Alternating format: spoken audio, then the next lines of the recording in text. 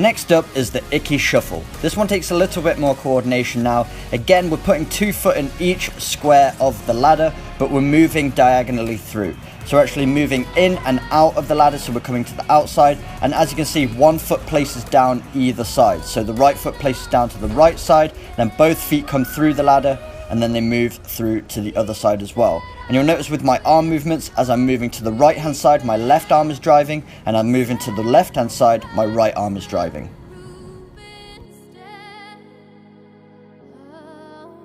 Number 4 is the backwards Icky Shuffle. Exactly the same movement as the Icky Shuffle, but this time we're doing it in reverse. So adding another challenge to it, and this one's especially good for you defenders out there who are having to backpedal a lot if you've got an attacker dribbling straight at you and you need to jockey them. This allows you to stay light on your feet and have good coordination over your foot placement so you don't get tangled up and you're not tripping over your own feet. So make sure you're looking back with this one. It's going to take a little bit of practice, but you will get it eventually. Just again, moving through those ladders nice and quickly on your toes. Number 5 is the in and outs. A very simple one, nice and easy, and all we're doing is placing 2 feet inside each square of the ladder, and then we're spreading those feet apart as quickly as we possibly can, going outside of that ladder. So we're going in and out of each square. So nice and light on our toes as always, and what we're doing is we're going to drive those hips in and out. We're going to feel it in the abductors and the adductors. It's a really good workout for those hips. They're going to become nice and explosive, nice and strong. Light on the feet, as explosive as you can through the ladder.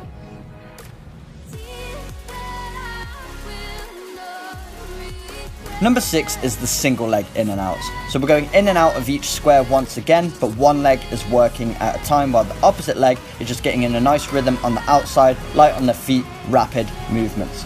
So we go up with 1 foot and then return back with the opposite foot. Just placing that foot in each square of that ladder as quickly as possible. Again, as you can see, the heels aren't touching the ground, staying light on those toes, driving those arms in coordination with each foot movement, trying to be as explosive as possible.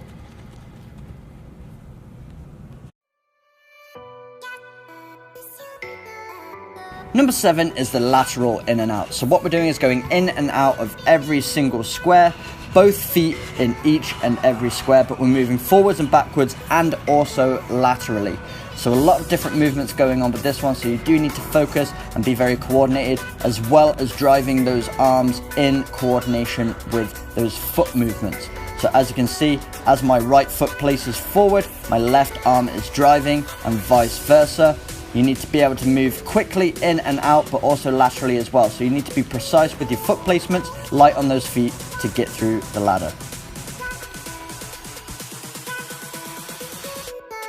Number 8 is the crossover. A very simple one, but very effective for footballers. You are crossing your feet over a lot during a match, so you need to be coordinated so that you don't trip over your own feet. So all we're doing is placing 1 foot in and the opposite leg comes across the body. Very effective for changing directions while remaining balanced.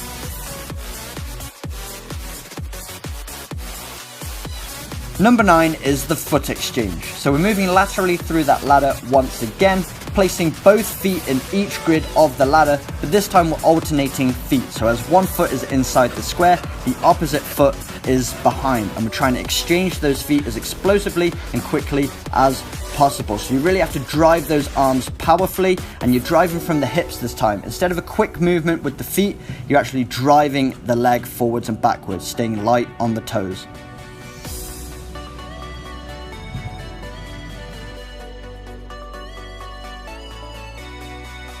Number 10 is the reverse crossover. So not only do your feet cross over in front of each other during a match, but there will be times where they need to cross behind each leg. So you need to be coordinated, otherwise you're going to very much struggle with this movement and you could end up tripping over your own feet. So we're moving from side to side, a little bit like the Icky Shuffle movement, but this time the foot is coming behind the leg and 1 foot is going in each square of the ladder at a time behind the standing leg. So it takes a bit of coordination. Looks a little bit like dancing, so you do need to get in a bit of a rhythm if you want to make it through the ladder nice and quick, light on the toes all the way through.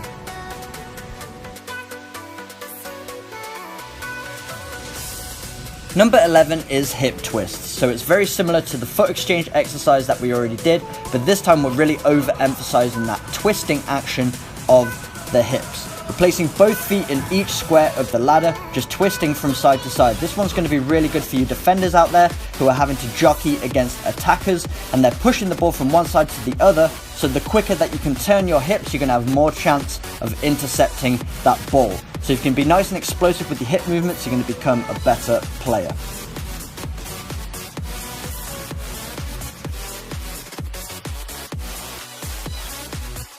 Number 12 is karaoke. So basically what we're doing is crossing over one leg in front of the other, followed by an immediate crossover behind the standing leg as well. So it takes a little bit of coordination.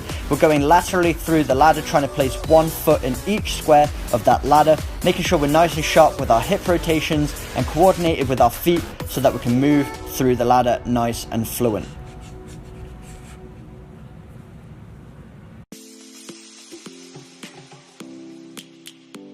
Number 13 is the two-footed hop. So we're moving through the ladder the exact same way that we did with the icky shuffle. So into the middle of each square, then out to the side. But this time we're doing 2 feet at the same time. So we're being light on our toes, feet are together, hopping in and out of each square. And you'll notice with my arm movements, both arms are driving at the same time. Because what happens is your arm usually drives with the opposite foot to create balance and efficiency with your movements. So if both feet are moving at the same time, that means both arms need to move at the same time. So the whole point of this is trying to develop the relationship between your arm and your foot movements.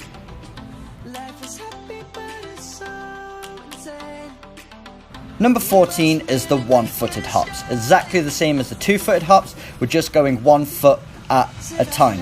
So as you notice, because I'm hopping on my right leg on the way up, my left arm is the one that's bent doing a lot of the driving. Then I come back on my opposite foot on the way back, and that means my opposite arm has to drive once again. It's good to be explosive on both feet, but it's also good to isolate each foot movement at a time so that you can develop balance and strength on both sides. Again, being light on those toes, heels aren't touching, being nice and explosive through the whole ladder.